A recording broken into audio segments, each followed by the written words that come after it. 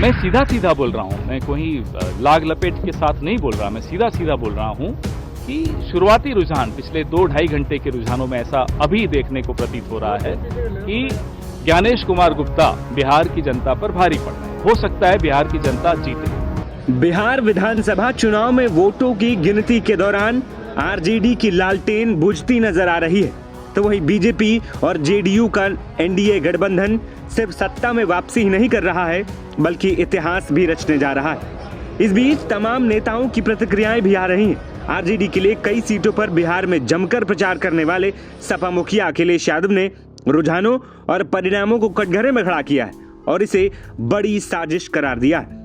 अखिलेश यादव ने social media platform x का सहारा लेते हुए लिखा कि बिहार में जो खेल एसआईआर ने किया है वो पश्चिम बंगाल, तमिलनाडु, उत्तर प्रदेश और बाकी जगहों पर अब नहीं हो पाएगा, क्योंकि इस चुनावी साजिश का भंडाफोड़ हो चुका है। अब आगे हम ये खेल इनको नहीं खेलने देंगे।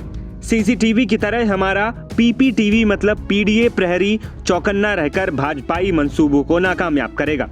सिर्फ अखिलेश ही नहीं बल्कि कांग्रेस ने भी एसआईआर को कटघरे में खड़ा किया।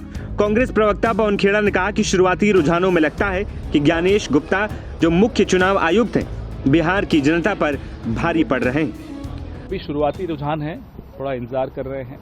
शुरुआती रुझानों में जरूर लग रहा है कि ज्ञानेश कुमार गुप्ता भारी पड़ रहे हैं बिहार की जनता पर, लेकिन आने वाले कुछ घंटों में स्पष्ट होगा कि बिहार के लोग भारी पड़ेंगे ज्ञानेश कुमार गुप्ता पर या ज्ञानेश कुमार गुप्ता ही भारी पड़ेंगे। देखते हैं, इंतजार कर रहे हैं।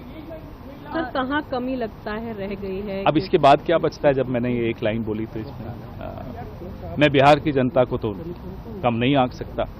उन्होंने पूरा हिम्मत दिखाई है, एसआईआर के बावजूद दिखाई है, वोट चोरी के बावजूद दिखाई है। अब आने वाले घंटों में देखते हैं कि ज्ञानेश कुमार गुप्ता कितने इफेक्टिव हैं। The BJP is saying that this is just an excuse which the Congress party is making. I'm not even talking about any party right now. The contest is directly between the Election Commission of India and the people of Bihar. And let's see who wins. Sir, in fact, they are also blaming the Congress party, stating that... As I said, I'm not even talking about parties. I'm talking about a direct, straight contest between Gyanesh Kumar Gupta and the people of Bihar. अच्छा sir, अब तक के जो परिणाम खेड़ा जी आप कैसे देखते हैं इन रुझानों को? क्या आप मानते हैं कि indirectly you're saying SIR? Well, I'm saying it directly. Indirectly you're saying Well, I'm saying it directly. Okay. There was a book we all read as children, To Serve with Love. So this is a book written by Gyanesh Gupta for Mr. Modi. Sir Hindi में जानेंगे कि ये जो रुझान है, आपको लगता है कि ये अब महागठबंधन पिछड़ गया है, हार मानते हैं आप? नहीं, अभी शुरुआती रुझान है और शुरुआती रुझानों में जैसा कि मैंने कहा कि ऐसा लग रहा है कि ज्ञानेश कुमार गुप्ता बिहार की जनता पर भारी पड़ रहे हैं, लेकिन इंतजार करते हैं। आप चुनावी मिलीभगत के आरोप लगा रहे हैं। मैं सीधा सीधा बोल रहा हूं, मैं कोई लाग लपेट के साथ नहीं बोल रहा, मैं सीधा सीधा बोल रहा हूं कि शुरुआती रुझान पिछले 2-2.5 घंटे के रुझानों में ऐसा अभी देखने को प्रतीत हो रहा है कि ज्ञानेश कुमार गुप्ता बिहार की जनता पर भारी पड़ रहे हैं। हो सकता है बिहार की जनता जीते। Sir, before the elections, HM had claimed that they are going to get 160 to 180 seats. They are nearing to So, that I mean, count that proves what I just said. That only endorses what I just said. Sir अब आगे क्या करेंगे? आगे की रणनीति क्या होगी? क्योंकि ज्ञानेश कुमार पे डायरेक्ट जो है वो आपने आरोप लगाया है। नहीं, आरोप नहीं लगा रहा, मैं तो ये देख रहा हूँ कि वो कितने इफेक्टिव हैं।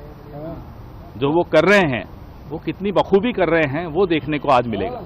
तो सर आगे अब क्या आगे की रणनीति क्या? आगे की रणनीति आगे चर्चा करेंगे। आज फिलहाल नतीजों पर ही फोकस करते हैं। दरवाजे वगैरह खटखटाने का कोई? आगे की रणनीति बाद में बात करेंगे, आज सिर्फ नतीजों पे बात करेंगे। आपको बता दें कि बिहार चुनाव से ठीक पहले चुनाव आयोग ने बिहार से एसआईआर यानी वोटर लिस्ट का स्पेशल इंटेंसिव रिवीजन करने का फैसला लिया था।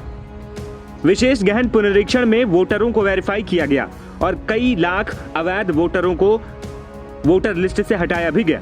अब इसी प्रक्रिया को पूरे देश में लागू किया जा रहा है, जिसमें उत्तर प्रदेश, बंगाल, असम और तमाम राज्य शामिल हैं, जिस पर विपक्ष लगातार ऐतराज जता रहा है और इसे बीजेपी और सरकार की साजिश करार दे रहा है। दूसरी ओर बिहार में परिणामों की बात करें तो 243 सीटों पर हुई वोटिंग में अब तक सामने आए रुझानों में एनडीए गठबंधन की सरकार सत्ता में फिर से वापसी करती नजर आ रही है और महागठबंधन को तगड़ा झटका लगता नजर आ रहा है। नवभारत टाइम्स की रिपोर्ट।